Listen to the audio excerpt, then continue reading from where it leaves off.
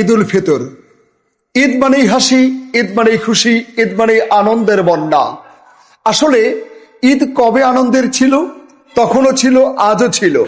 তবে খুব করে মনে পড়ে যখন একেবারে ছোট্টটি ছিলাম, তখন 15 দিন আগে যখন বাবা মা ঈদের জামা কাপড় কিনে দিত, তখন কাউকে দেখাতে চাইতাম না, লুকায় লুকায় রাখতাম। অনেক আগে দেখে ফেললে ঈদ তো ফুরিয়ে যাবে, ঈদ শেষ হয়ে যাবে, এই কারণে কাউকে দেখাতাম না। আর যদি কেউ একবার জুতা, জামা, পোশাক আদি প্যান্ট দেখে ফেললো, তো হাউমাউ করে চিৎকার, আমার ঈদ শেষ, আমার ঈদের আর মজা নাই, ঈদের আনন্দ নাই। বাবা মাকে আবার চিল্লায় জ্বালায় ফেলতাম, আমাকে আবার কিনে দাও, আবার কিনে দাও।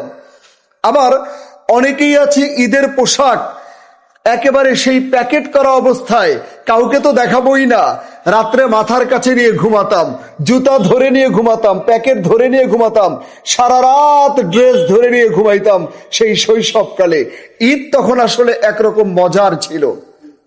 আবার সকালবেলা উঠে কে কার আগে গোসল করে নতুন পোশাক পরবো, এ নিয়ে ছিল বায়না এবং ছিল তীব্র প্রতিযোগিতা ভাই বোনদের মধ্যে, বন্ধুদের মধ্যে। আর মায়ের আঁচল ধরে দাঁড়িয়ে থাকার একটা মজাও ছিল আলাদা। মা দাঁড়িয়ে থাকতে থাকতে একটা সময় মা গিট খুলে দিয়ে 10 টাকা যখন দিত, সেই 10 টাকাকে বোধহয় তখন 10 কোটি টাকার আনন্দে উপভোগ করতাম। আবার মায়ের হাতের লাচ্চা সেমাই খাওয়া, সেই বয়সে ঈদের যে কি মজা। আর বাবার হাত ধরে ঈদগাহ ময়দানে যাওয়া সত্যি সত্যি কত মজার ছিল।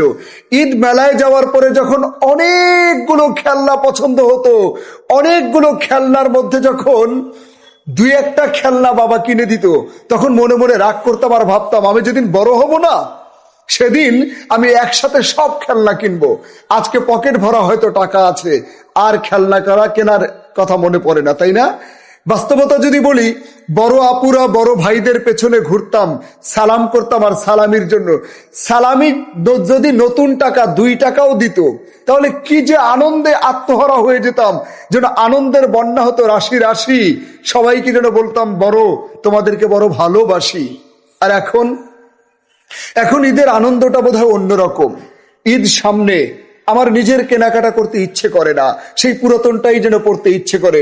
নতুন একটা পাঞ্জাবি প্রয়োজন, যাই করে আর যাওয়া হয় না। নিজের আর সালামি পাওয়ার মতো অবস্থা নেই, আর সালামি পাওয়ার ইচ্ছেও করে না।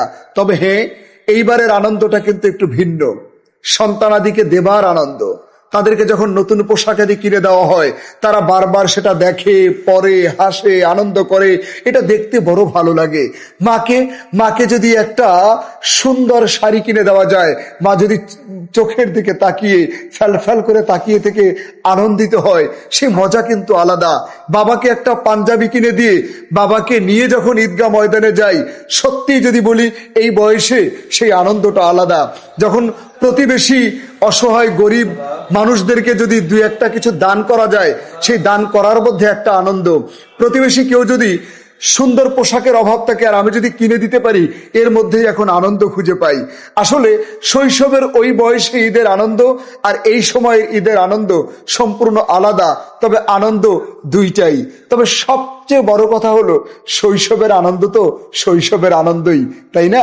সেই কথা কি আর ভোলা যায়? মাঝে মাঝে শৈশবের আনন্দ যখন মনে পড়ে, চোখের পাতা ভিজে যায়। আবার এখন নিজের উপার্জন দিয়ে যখন অসহায় মানুষদের দিতে পারি, বাবা মাকে দিতে পারি, সন্তানদের দিতে পারি, তখনও আনন্দে চোখের পাতা ভিজে যায়। তবে সবচেয়ে বড় কথা, এই বয়সে যদি বাবা মা, প্রতিবেশী কিংবা সন্তানদের দিতে না পারি, এই বিরহ জ্বালা যন্ত্রণা যে কত ভয়ঙ্কর, কত কষ্ট, কত বেদনাদায়ক, এটা যারা পারে না তারাই একমাত্র বোঝে। আল্লাহ তাআলা সবাইকে একটা সুন্দর ঈদ উদযাপন করার মতো তৌফিক দান করুন। আসসালামু আলাইকুম রাহমাতুল্লাহ।